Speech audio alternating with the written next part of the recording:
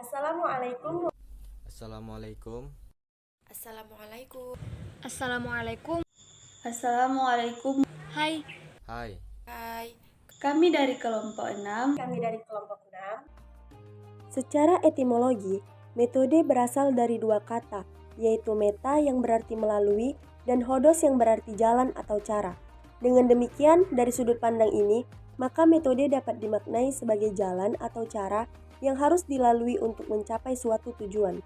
Sedangkan secara terminologi, Run sebagaimana dikutip Norsyam memaknai metode sebagai prosedur yang dipakai untuk mencapai tujuan, suatu teknik mengetahui yang dipakai dalam proses mencari ilmu pengetahuan dan ilmu yang merumuskan aturan-aturan tentang sesuatu.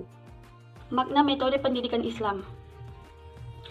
Dalam sumber asasi ajaran Islam, terdapat beberapa tema yang sering dimaknai sebagai metode, di antaranya thoriqah, manhaj, dan wasilah. Kata thoriqah terambil dari kata tarakoh atau tunggal, dan taraik atau plural yang berarti langkah-langkah strategis yang dipersiapkan untuk melakukan suatu pekerjaan. Kata thoriqah banyak disebut dalam Al-Quran, setidaknya diulang sebanyak 9 kali. Kata ini selalu muncul dalam arti jalan baik dalam konteks objek yang dituju, sifat jalan yang ditempuh, jalan khusus, atau konsekuensi dari mengikuti suatu jalan tertentu. Selain thoriqah, dalam nomenklatura Islam juga ditemukan terma wasilah yang juga selalu dimaknai sebagai metode. Kata ini selalu hadir dalam makna menyampaikan, baik dalam arti fisik maupun non-fisik.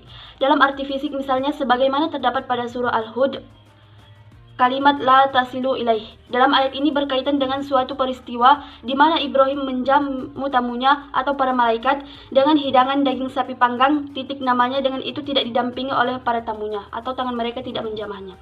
Dalam arti non-fisik, kata wasilah berarti menyampaikan secara berturut-turut kalam Allah atau Al-Quran kepada manusia, sehingga mereka mendapat pengajaran. Kemudian kata wasilah juga berkaitan dengan sajian atau persembahan yang diperuntukkan oleh orang-orang kafir untuk Allah Subhanahu wa Ta'ala dan berhala-hala mereka.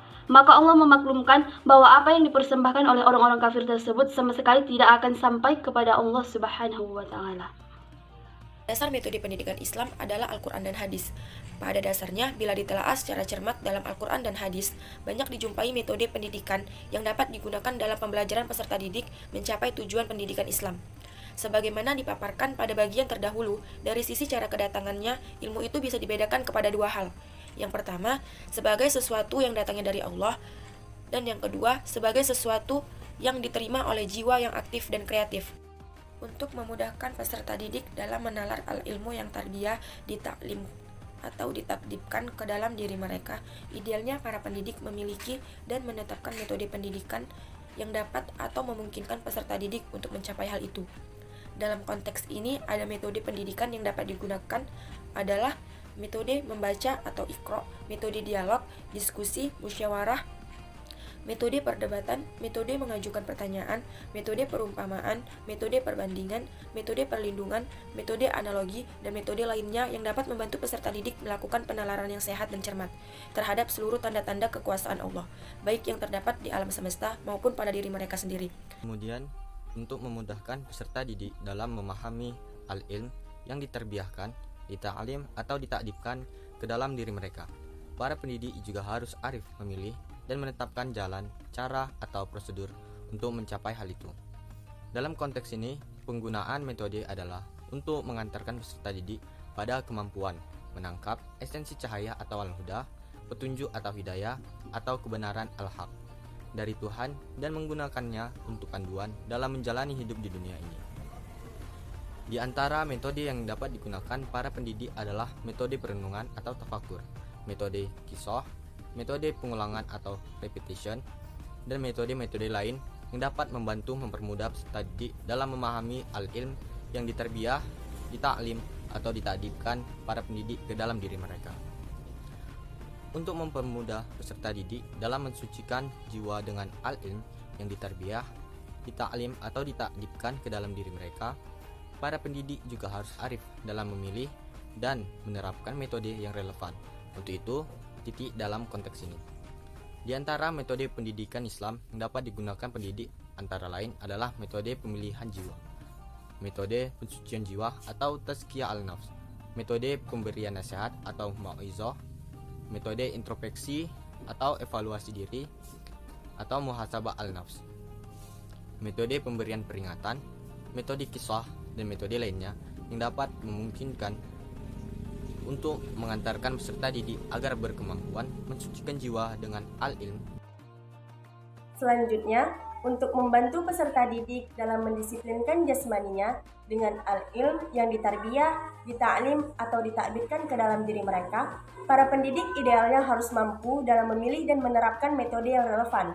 Untuk itu, dalam konteks ini, metode-metode pendidikan Islami yang dapat digunakan guru diantaranya adalah metode latihan, metode pembiasaan, metode demonstrasi, metode pemberian nasihat, metode rihlah ilmiah, dan metode lainnya yang dapat mengantarkan peserta didik mendisiplinkan jasmaninya dengan al-ilm yang ditarbiyah, dita'lim, atau ditakbitkan para pendidik ke dalam diri mereka.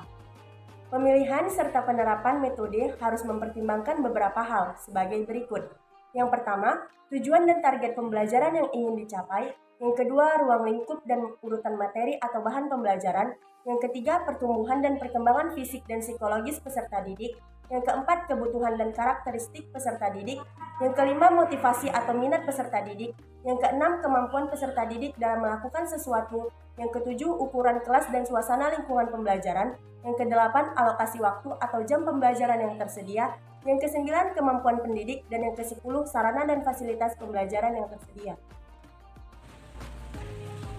Untuk memilih dan menetapkan penggunaan suatu metode dalam pembelajaran, seorang pendidik muslim perlu memperlihatkan dasar-dasar umum yang menjadi landasan penggunaan metode tersebut. Dalam konteks ini, Asy-Syabani memaparkan 4 dasar metode pendidikan Islam, yaitu yang pertama dasar agama. Dasar agama yang merujuk atau menjadikan Al-Quran sebagai landasan atau dasar pertimbangan dalam memilih dan menetapkan metode yang digunakan dalam pembelajaran. Kemudian yang kedua, dasar biologis, yaitu landasan atau pertimbangan yang didasarkan pada keadaan dan kebutuhan jasmani peserta didik serta tingkat perkembangan dan usia mereka. Kemudian yang ketiga, dasar psikologis, yaitu pertimbangan terhadap sejumlah kekuatan psikologis seperti motivasi, kebutuhan, emosi, minat, sikap, keinginan, bakat-bakat, dan kecakapan intelektual peserta didik. Kemudian yang terakhir, dasar sosial, yaitu mempertimbangkan latar sosial lingkungan peserta didik termasuk nilai-nilai dan tradisi yang berlaku dalam masyarakat.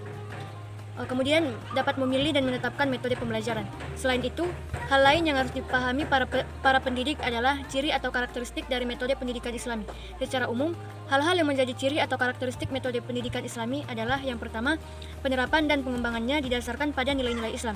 Yang kedua, berorientasi pada penegakan al-akhlak al-karimah. Yang ketiga, keseimbangan antara teori dan praktik. Keempat, menekankan nilai-nilai keteladanan atau mencontoh Rasul. Yang kelima, menekankan kebebasan berkreasi dan mengambil prakarsa. Yang keenam, mengedepankan dialog kreatif.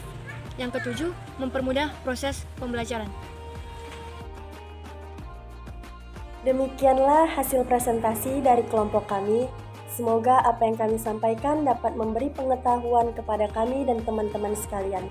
Lebih dan kurangnya kami mohon maaf, kepada Allah kami mohon ampun. Sekian dan terima kasih. Wassalamualaikum warahmatullahi wabarakatuh.